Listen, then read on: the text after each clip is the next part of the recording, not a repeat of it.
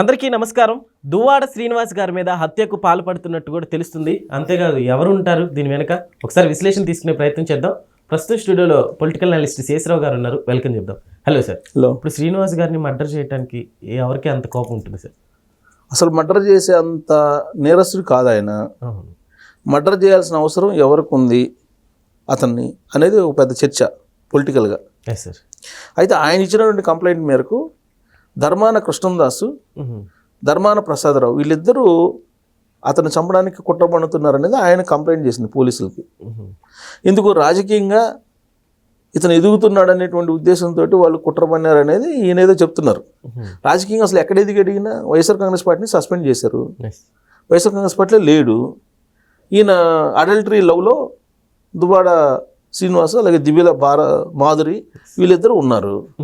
వాళ్ళు social media highlight కావడానికి social మీడియాలో వచ్చేటువంటి కామెంట్స్కి, సోషల్ మీడియాలో వచ్చేటువంటి పొగడ్తలకి, సోషల్ మీడియా వంటి విమర్శలకి లేదా ఆరోపణలకి వీటన్నిటిని చూసుకుంటూ దాన్ని ఆనందించడమా లేదంటే ఎంజాయ్ చేయటమో లేదంటే ఇంకొక రకంగా వాళ్ళు ఫీల్ కావటమో ఏదో సంథింగ్ జరుగుతుంది. జనరల్గా సోషల్ మీడియాలో ఎలా ఉంటుందంటే కొంతమంది ఈ మధ్యకాలంలో వచ్చినటువంటి వాళ్ళు ఆ విమర్శలు చేసేటువంటి వాళ్ళని వాళ్ళు ఫాలో చేసేటువంటి వాళ్ళు ఎక్కువ కావాలి, ఎక్కువ విమర్శలు చేయాలి, ఎక్కువ కామెంట్లు చేయాలి, దాంట్లోనే కిక్ ఎత్తుక్కుంటున్నారు. ఆ కిక్ ఎలాంటిదంటే ముందు తాగే దానికన్నా ఎక్కువ కిక్కు వీళ్ళు అనుభవిస్తున్నారు. గంజాయి తాగినప్పుడు ఎంత కిక్ ఉంటుందో అంతకన్నా ఎక్కువ అనిపిస్తుంది వీళ్ళది. గంజాయి తాగినప్పుడు ఎలా ఉంటుందని మీకెట్ట తెలుసు, మీరైనా తాగారు అనొచ్చు, నేను తాగలేదు. అంటే గంజాయి తాగిన వాళ్ళు చూస్తున్నాం కాబట్టి చెబుతున్నా. అలాగే డ్రగ్స్ తీసుకున్న వాళ్ళు ఎలా ఉంటారో మనం చూస్తున్నాం. సో వాళ్ళకి అదొక కిక్కు. వీళ్ళకి సోషల్ మీడియాలో ఒక వీడియో పెట్టడం, ఆ వీడియో ఎంత పోతుంది, ఏమేమి కామెంట్లు పెడుతున్నారో అది చూసుకోవడం అనేది అదొక కిక్. ఈ మధ్యకాలంలో ఇట్లాంటి వాళ్ళు బాగా తయారయ్యారు. ఏదో ఒక పార్టీని అలైడ్ చేసుకుంటారు, ఏదో ఒక పార్టీని, ఆ పార్టీ తరపు నుంచి మాట్లాడటం, ఆ పార్టీ ఫాలోయర్స్ అందరూ వీళ్ళని ఫాలో కావటం, వీళ్ళని ఆకాశానికి ఎత్తేయటం. ఆ తర్వాత ఎంతసేపు ఎత్తేస్తారు, ఒక నెల లేకపోతే 2 నెలలు ఎత్తేస్తారు. తర్వాత వెగట పుడుతుంది. వెగట పుట్టిన తర్వాత వ్యూస్ తగ్గుతాయి. వ్యూస్ తగ్గిన తర్వాత ఫాలోయర్స్ తగ్గుతారు. దీంతో అబ్బా నా వీడియోలు పోవట్లేదు అని చెప్పేసి వీళ్ళకి డిసప్పాయింట్ వస్తుంది. దాంతో మళ్ళీ ఇంకో సెన్సేషనల్ ఇంకోటి పెట్టుకుంటారు, ఎవరో ఒకరిని కలిపెడతారు. ఎవరో ఒకరిని కలిపెడితే అదిగో నేను వైఎస్ఆర్ కాంగ్రెస్ పార్టీ కాబట్టి నన్ను టార్గెట్ చేస్తున్నారు తెలుగుదేశం వాళ్ళని చెప్పేసి వైఎస్ఆర్ కాంగ్రెస్ పార్టీ వాళ్ళని నన్ను అట్రాక్ట్ చేస్తారు. లేదు నేను తెలుగుదేశం కాబట్టి నన్ను టార్గెట్ చేస్తున్నారు అని చెప్పి చెప్పగానే వైఎస్ఆర్ కాంగ్రెస్ పార్టీ వాళ్ళు వ్యతిరేకిస్తూ వస్తారు, లేదా తెలుగుదేశం పార్టీ వాళ్ళు అనుకూలంగా వస్తారు. ఇట్లా పార్టీలను ఉపయోగించుకునే బ్యాచ్ కొంతమంది అయితే, కొంతమంది ఏమో ఈ అభిమానుల్ని ఫాలోయర్స్ని పెంచుకోవాలి, సెలబ్రిటీ అయిపోవాలి, మన గురించి 10 మంది మాట్లాడుకోవాలి, మన గురించి ప్రతిరోజు మనం ఏం మాట్లాడుతున్నామో వెతకాలి సోషల్ మీడియాలో అనేది ఒక సెక్టర్ ఆఫ్ పీపుల్కి ఒక యూట్యూబ్లో ఉంటారు. వాళ్ళు ఇన్ఫ్లుయెన్సర్స్ అంటారు. ఇప్పుడు ఇన్ఫ్లుయెన్సర్స్ జాబితాలో తామున్నామని ఫీల్ అవుతున్నారు. ఎవరు? దువ్వాడ శ్రీనివాస్ అలాగే దివ్యల మాధురి. ఆ బిగ్ బాస్ హౌస్కి కూడా వెళ్ళొచ్చారు. సరే, జనరల్గా ఆ కిక్ అనేది, మీడియా కిక్ అనేది మామూలు కిక్ కాదు. అది ఒకసారి ఫేమస్ ఫేమస్ సినిమా వాళ్ళకి ఎంత కిక్ ఉంటుందో హీరోలుగా లేదంటే హీరోయిన్గా లేదంటే నటులుగా, ఈ మీడియా పిచ్చి కూడా అంతే ఉంటుంది, సోషల్ మీడియా పిచ్చి కూడా అంతే ఉంటుంది.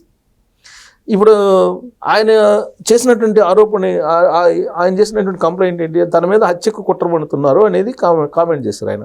జనరల్గా ఉత్తరాంధ్రలో రాజకీయాలు ఎప్పుడు కూడా హత్యల దాకా వెళ్ళవు. ఉత్తరాంధ్రలో క్రైమ్ రేట్ తక్కువ, ఈ మధ్య కాలంలో పెరిగింది అంతే తప్ప జనరల్గా అనాదిగా కూడా ఉత్తరాంధ్రలో చాలా పీస్ఫుల్ ఉంటుంది, హత్య రాజకీయాలకు దూరం అక్కడ. అలాంటిది ఇప్పుడు దువ్వాడ శ్రీనివాస్ తనను హత్య చేయడానికి కృష్ణదాసు అలాగే ప్రసాదరావు గారు ఇద్దరు కుట్ర పన్నారని చెప్పి అంటున్నారు.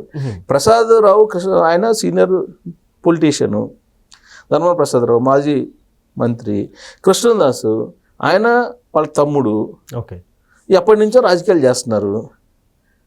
అక్కడ ప్రజలు మనల్ని పొందుతున్నారు, కొన్ని సందర్భాల్లో తిరస్కరించబడుతున్నారు. అయినప్పటికీ ఎప్పుడు హత్యలు అలాంటి ఆరోపణలు వాళ్ళ మీద ఏమీ లేవు. మరి కొత్తగా దువ్వాడ శ్రీనివాసు ఈ విధంగా ఎందుకు తన మీద హత్య కుట్ర పన్నుతున్నారని చెప్పి ఆయన ఫోకస్ చేస్తున్నారు అనేది ఒక పెద్ద ప్రశ్న. ఇప్పుడు పోలీసులకి కంప్లైంట్ ఇచ్చారు, ఎస్పీ దాని మీద ఏదో ఆరా తీస్తున్నట్టు వినిపిస్తుంది. ఇప్పుడు వైఎస్ఆర్ కాంగ్రెస్ పార్టీలో వీళ్ళు లేరు, మళ్ళీ వైఎస్ఆర్ కాంగ్రెస్ పార్టీలో చేరడానికి ప్రయత్నం చేస్తున్నారు అని చెప్పి ఒకటి వినిపిస్తుంది. అసలు దువ్వాడని హత్య చేయడానికి ఎందుకు కుట్ర పడతారు? అవసరం ఏంటి? దువ్వాడ ఏమన్నా ఒకసారి గెలిచాడా?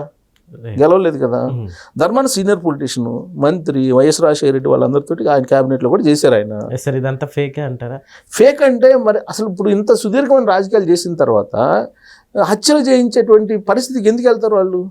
వాళ్ళు అనుభవించాల్సినటువంటి పదవులు అనుభవించారు. ఆర్థికంగా బలపడితే బలపడి ఉండొచ్చు వాళ్ళు.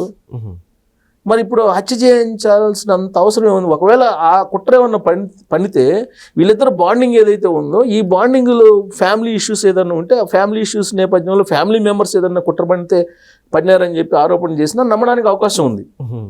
కానీ పొలిటికల్ మర్డర్స్ అనేది ఉత్తరాంధ్రలో చాలా తక్కువ.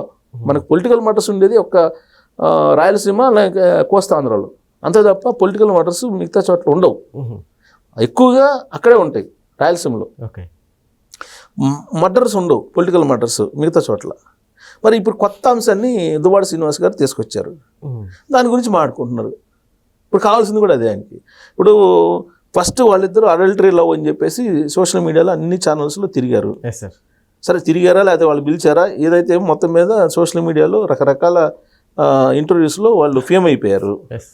తర్వాత ఈ ఫేమ్ తోటి ఈ ఫేమ్ని పెట్టుబడిగా పెట్టి చీరల వ్యాపారం ఏదో పెట్టినట్టున్నారు, గోల్డ్ షాప్ చీరల వ్యాపారం ఏదో పెట్టినట్టున్నారు, సంథింగ్ వ్యాపారాలు.